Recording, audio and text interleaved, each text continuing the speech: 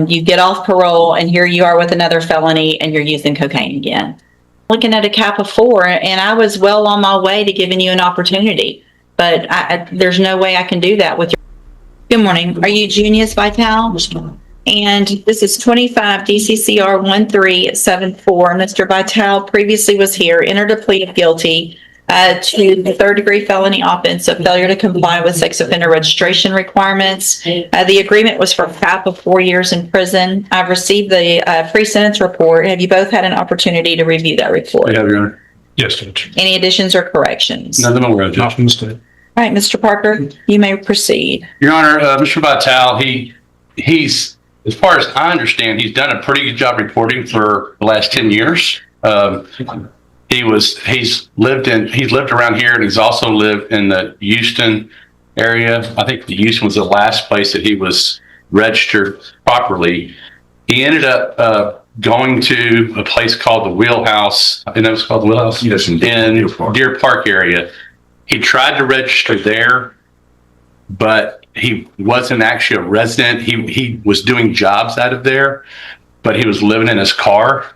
And then when they denied him because of city ordinance, that's why he couldn't live there, city ordinance rules, then he appealed it and it still got denied. And then he applied. He was going back and forth between his sister's house in Beaumont and working there in Houston. And you tried to apply here in Beaumont as well. That's where I'm registered at Beaumont. So where are you registered right now? My sisters on Kipling folks in Beaumont. In Beaumont. Yes, ma'am. And that's where you're living, and you are properly registered at this time. And I believe he's had some issues in the past. He had a substance abuse issue. He's done well with that. I think, he's not one that just ignored what he's supposed to do. I think he's tried, which is way more than I can say for a lot of people. And we're asking the court to give him probation, Judge. Mr. Smith? Judge, the state's going to argue for 4 years in prison in this case. The nature of the previous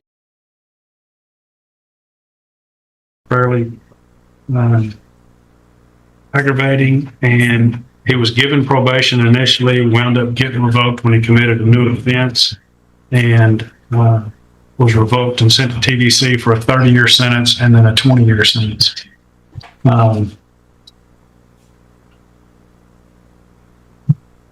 It looks like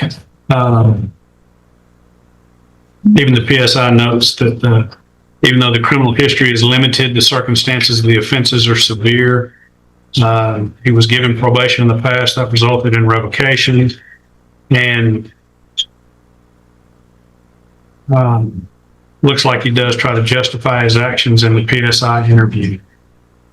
I may respond. Hold on, I just wanted to, when did you parole out? How long have you been out? 2015. 2015? And so since 2015, there haven't been any issues with reporting or... And it looks like, so while you were since you've been on parole, you've also gone to ISF, correct? Yes, ma'am. Okay. But while I was still in parole, I discharged in 2022. You did? Yes, ma'am. And I would just like to say that, part of his revocation was, as according to him, and I think the probation officer, was substance issues, and I think that's part of the reason why he didn't. Well, yeah, I mean, it was revoked a year after based on a possession case. And that, I mean, I don't disagree with Mr. Smith, but the criminal history, I mean, we're talking about 1991, 1993. We've had 11 years of reporting, and the wheelhouse is somewhere. I understand you're trying to get some help and do some good things, but you understand you can't do that if you can't. Yes, ma'am. You have to be able to be somewhere where we know where you are. Yes, ma'am. And that you're properly registered. And that's when they went and denied me out there. Go ahead. When they denied me out there, I talked to them. And when I came, I said, I'm just going out there and going, register, back in Beaumont. And then I was still trying to, continue, to work in the program, Right. drug and treatment program. So, are you clean now? Yes, ma'am. It was at this moment that he knew. He fucked up. Let's just double check that this morning, okay? Have a seat in the jury box. I'm gonna have you drug tested this morning.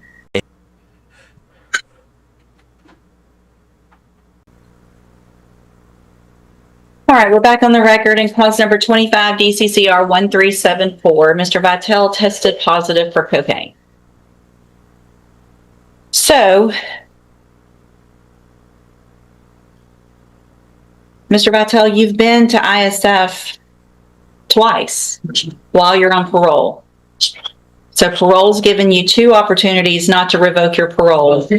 And you get off parole and here you are with another felony and you're using cocaine again. You need some help, Miss ma'am. I'm sorry? I just need help. Well, you've gotten the help and you're looking at a cap of 4 and I was well on my way to giving you an opportunity. But there's no way I can do that with your criminal history and the fact that you've been given, because if you hadn't been to ISF, I'd say, okay, maybe I'll send you to ISF. But you've been twice in the last 5 years. All right, at this time, I'm going to find that you entered your plea of guilty previously, freely, and voluntarily. Find sufficient evidence to find you guilty, and at this time, find you guilty of failure to comply with sex offender registration requirements. Sentence you to a term of 4 years in the institutional division of the Texas Department of Corrections. You will receive credit on that sentence for any time that you've been in custody that the law gives you the right to receive. I'm handing you the trial court certification that shows that this was an agreement that I followed, and so you've waived your right to appeal. I also handed you a written admonishment regarding your ineligibility to possess a firearm or ammunition.